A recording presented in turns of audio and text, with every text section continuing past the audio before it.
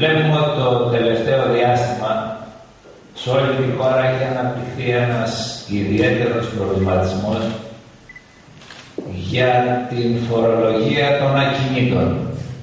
Είναι αυτός ο νέος φόρος ακινήτων, ο ΕΦΑ, όπως θα διαβάζετε.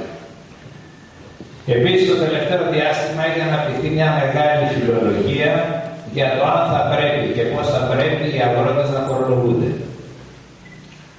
Εμείς, σαν Δήμος Μονεβασιάς, μια κατεξοχήν αγροτική περιοχή, αλλά και μια περιοχή τουριστική, έχοντας αυτή τη διπλή ιδιότητα, ενδιαφέρει ουσιαστικά αυτός ο φόρος των ενιαίων ακινήτων όλο τον κόσμο.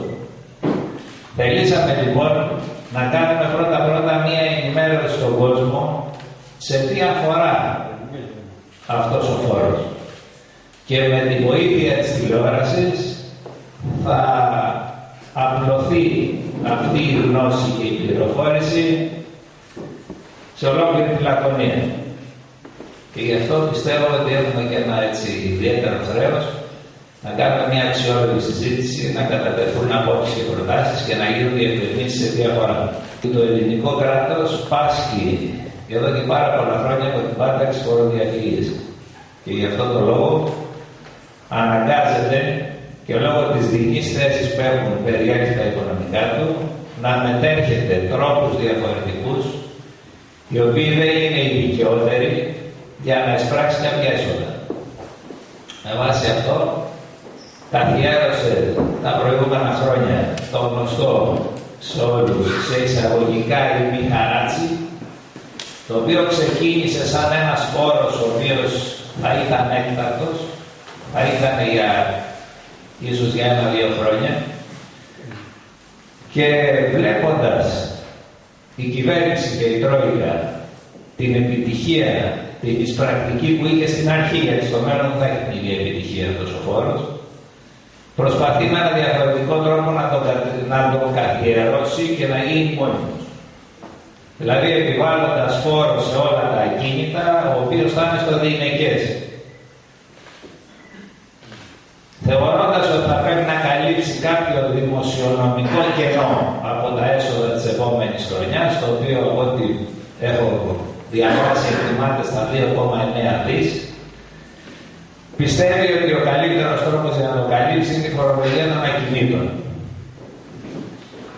Η φορολογία βέβαια των ακινήτων, όπως εφαρμόστηκε και όπως θα εφαρμοστεί, επιφέρει σε ένα κλάδο της Ελλάδος, σε ένα τμήμα μάλλον της Ελλάδος τεράστιο, που κινεί ουσιαστικά την οικονομία της χώρας και την κίνηση για πολλά χρόνια, επιφέρει αλλεπάλληλα χτυπήματα.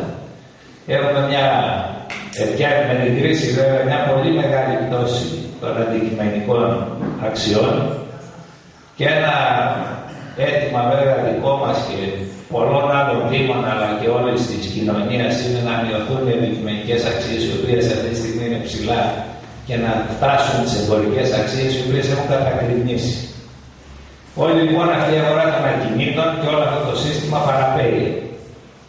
Είναι λοιπόν σπόδρα πιθανό ότι με την καθιέρωση αυτή του ενιαίου φόρου ακινήτων θα έχουμε ακόμα μεγαλύτερη κατολίσθηση αυτής της αγοράς. Ας μείνουμε σε αυτό όμως το σχέδιο νόμου, τουλάχιστον όπως είχε καταθέσει στην αρχική του μορφή.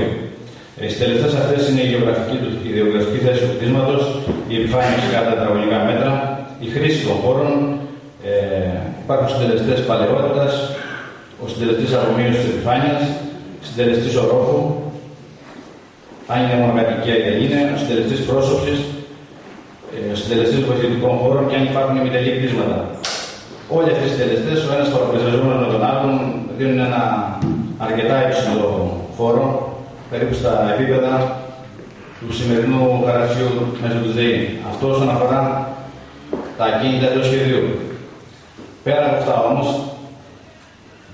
φορολογούνται πλέον και τα οικόπεδα, τα γήπεδα δηλαδή τα οποία βρίσκονται εντός σχεδίου πολυσυλλογισμού, και αυτά φορολογούνται με κάποιους συντελεστές όπως ο συντελεστής οικοπαίδου, ο συντελεστής αξιοποίησης του οικοπαίδου, ο συντελεστής πρόσωψης που αυξάνει ανάλογα με το που σε πόσους δρόμους βλέπει τι είδους δρόμοι είναι αυτοί, αν είναι δημοτικοί δρόμοι, αν είναι εθνικοί ή επαρχιακοί.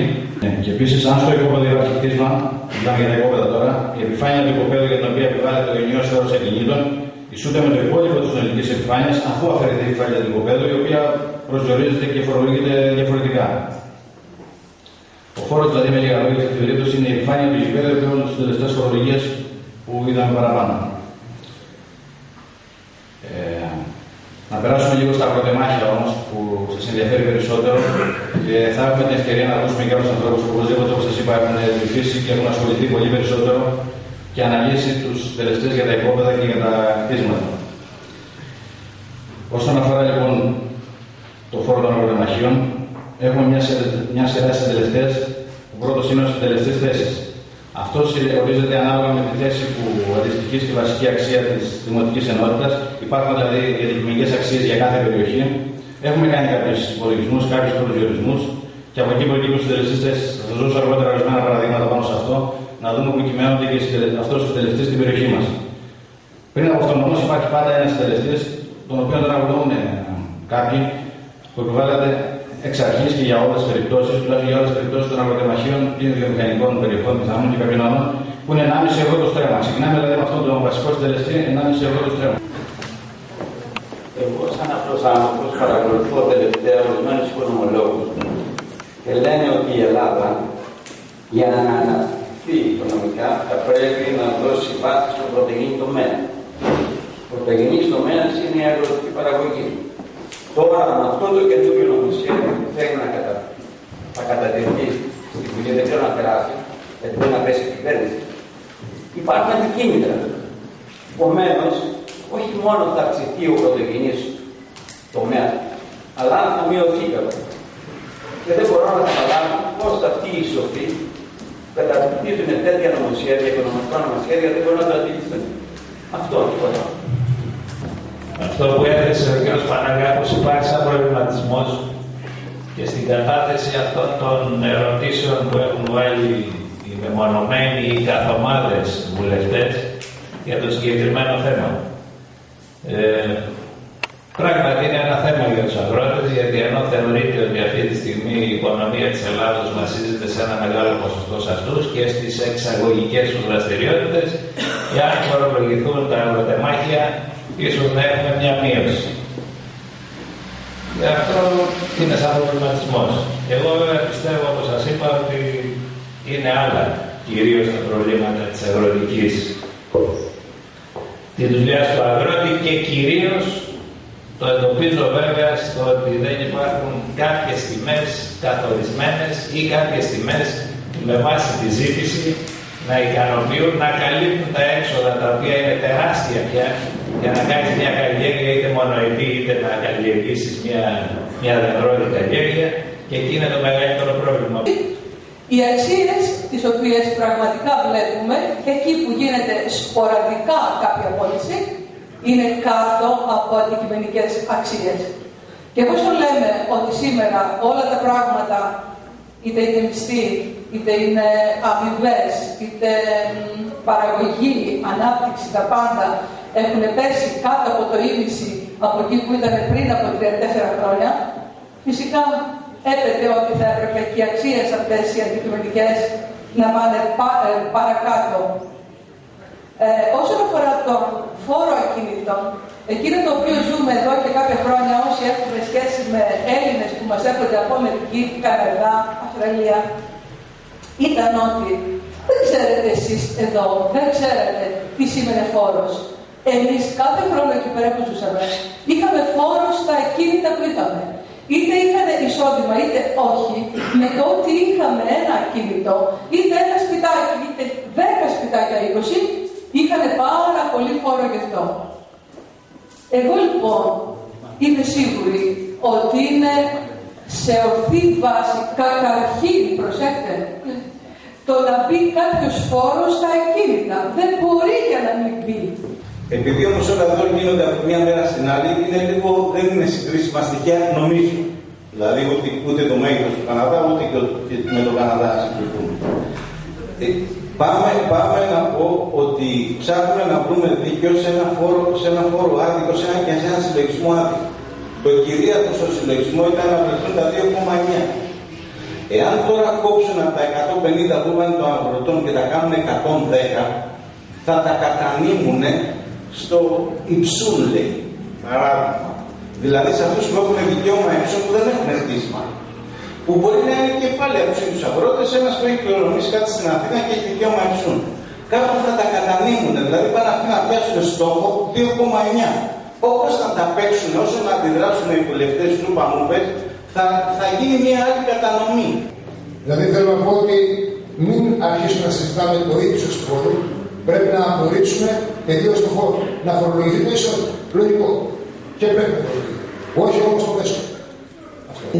Πριν από μία εβδομάδα περίπου υπήρχε μία δημοσίευση σχετικά με αυτό το φόρο.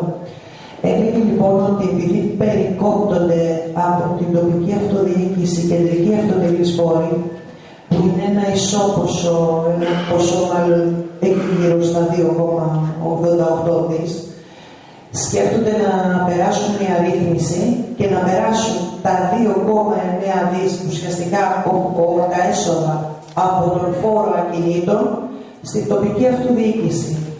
Το δημοσίευμα έλεγε ότι επίσης έχει ενημερωθεί και δεν έχει συμφωνήσει και έχουν ενημερωθεί και έχουν συμφωνήσει και οι δήμαρχοι των συγκυβερνώντων κομμάτων. Το λέτε, δεν το έχω υπόψη μου αυτό.